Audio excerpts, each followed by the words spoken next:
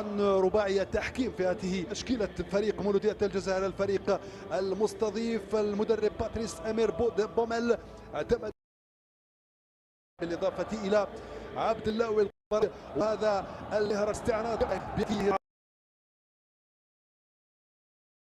في تنفيذ الكرة الثابتة كالعادة، يلعبها على شكل تمريرة ولكن الدفاع يتدخل، تبقى الكرة للمولودية العربي الثابتي، الدفاع بصعوبة كروم في اللحظة بالحران يبحث عن توزيع الكرة طويلة من هناك التسديدة، تبقى الخطورة يقرأ الموقع، الكرة موزعة بالكام ولكن الدفاع يتدخل، مدرب حراس المرمى هنا العربي الثابتي، التسديدة كانت ليست بالتمريرة وليست بالبداية التسديد.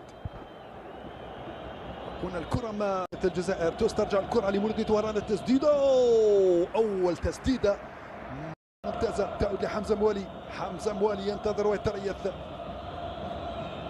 يتصرف ويجد الحل ولكن من المسافات البعيدة تلعب الكرة في ظهر المدافعين، الخطورة كريم عريبي يستحوذ على الكرة، كريم عريبي يستدير ولكن هو اللحاق بالسيمفونية فوق المدرجات. هنا الكرة التوزيعة موجودة، الدفاع من الجهة اليسرى، هنا التوزيعة في نقطة منطقة الجزاء، حليمية التوزيعة كانت منه الأخيرة، الكرة في الجهة في الرواق المقابل، عودة إلى الخلف، التسديدة البعيدة تماما عن إطار ثابت العربي، زكريا نايجي من هناك يفضل العمق لكيبري ايمانويل، الدفاع في اخر لحظه لمصلحه مولودية وهران على انطلاق البحث عن كريم عريبي مباشره الى حليميه، حليميه ينتظر التموقع وطلب الكره يفضلها طويله، هنا تسديده المحاوله، نشاهد هنا في غياب الحلول قرر ان يسدد مولودية وهران، كيبري ايمانويل وصلها لبوراس، تبعد الجميل ولكن عربي تأتي بتمريراته الجميلة لأندي دولور، والقراءة السريعة والسليمة لهذه الكرة محترفة ظل هذه الأجواء الكبيرة في انتظار الهدف الأول، تلعب الكرة شمس الدين الرحماني يخرج رتم بطيء في هذه المباراة، لاعب مغلق وانطلاقة من العربي الثابتي وأندي دولور، أندي دولور التسديدة الأولى، تبقى المحاولة ماذا النسق والرتم لم يكن مثل نايجي، زكريا قدم بالكرة من هناك، ترجع للكرة من جديد زكريا نايجي، تبقى الخطورة الثابتي العربي مباشرة إلى شمس الدين الرحماني، رجعها يسترجعها عندي دولور، كرة جميلة ممتازة،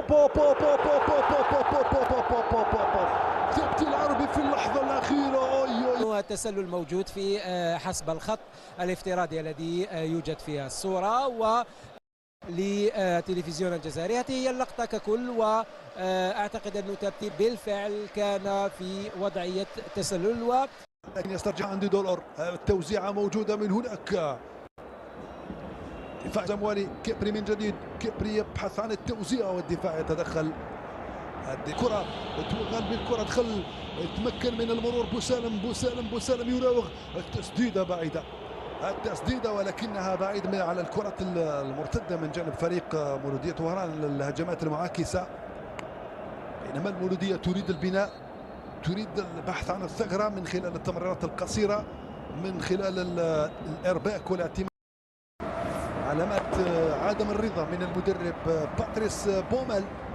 حمزة موالي التوزيعة من جديد، الدفاع دخل هذه حليمية بطريقة ممتازة ثنائية، ما توصلش من جديد لحليمية، حليمية في إمكانية التوزيع ولكن قوية فوق اللزوم، الألعاب النارية التي يجب أن تظل للاستعراض. من جديد التوزيع، البحث عن أندي دولور، الخطأ موجود وكاد استغل الفرصة،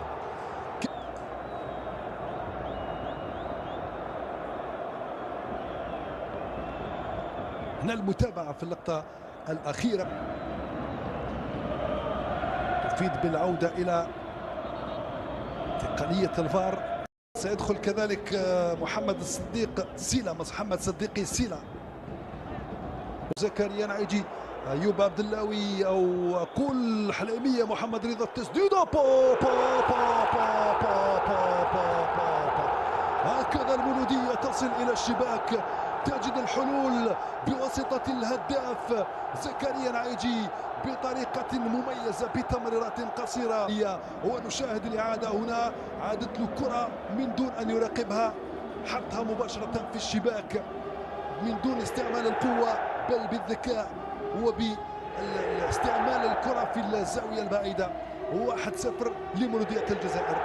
غابت الحلول فجاءت يعني هكذا توزيعة كرة عائدة بذكاء فردي من زكريا العايجي، حطها في الشباك وسجل الهدف الأول في المباراة لمصلحة مولودية الجزائر.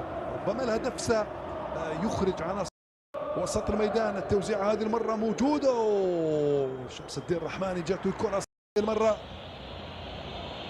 وسط كيليان قسوم. التوزيعة موجودة ولكن الرأسي لحد الآن في المباراة بحثا عن طبعا امام صعوبة في المرور بالكرة. هنا محاولة التسديد اقول ولكن بعيد، تصل الى معمر شاوش. التوزيعة يتمكن منها والدفاع يخرجها. تبقى التبادلات القصيرة بطريقة ممتازة يتمكن منها طيب مزيان. التوزيعة موجودة والدفاع يتدخل. الدفاع على مرتين إخراج الجناح جاءت اليسرى ببطء. هنا التسديدة بعيدة تماما. ماذا سيفعل بالكرة؟ سدد من بعيد ويجرب الحظ لكن بعيدة. هنا التسديدة الأخيرة طلبها حليمية بتوزيعاته الدقيقة، تمكن من الحصول على كرة بسرعة. وليد عرجي ترجع الكرة التسديدة ولكن الدقة تغيب والكرة إلى